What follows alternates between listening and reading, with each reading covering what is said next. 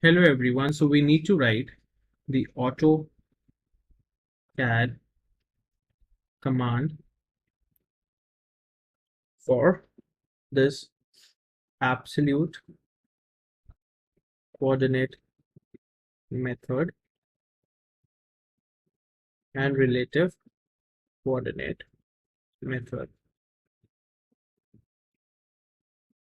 for this diagram that we have. So first of all, we're going to have the absolute coordinate method. So absolute coordinate